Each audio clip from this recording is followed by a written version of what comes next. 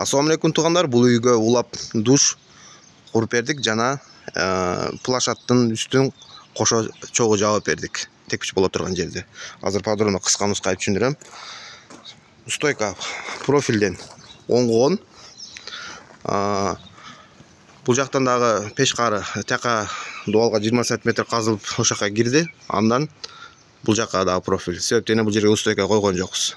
Кичине болсо расходду азыраак кылалы депчи. Анан үстүнө таштамай тизилип, душтун үстүнө ылай басылды. Бул жерге басылган жок, себептен бул жер просто плашат болот да. Анан кийин тепкич болот. Кирпич тууралуу айта кетсем, мондай болуп кирпич урулса, бул 13 бул квадратчыкка бир уштугу. Бул үйдүн ээси мага февралда байланышка чыгып, келип санап, мынча сом устура материал менен кетет деп айттым. Сразу 90% которгон ошо сумманы. Өзү материалдарды алып келип баштап мына бүтүрүп бердим. Эгерде биздин иш көңүлгө жакса, уста керек болсо звонок кыласыздар. Консультация керек десеңиздер, Жалал иште кереги 1000 сомго чыгып атабыз, алыс жерге 2000 сомго чыгып атабыз.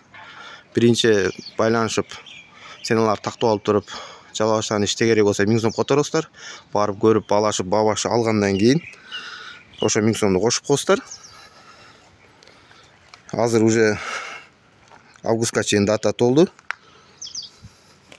Ушундан каналга подписаться болобуз, лайк басабыз, улар болсо беребиз.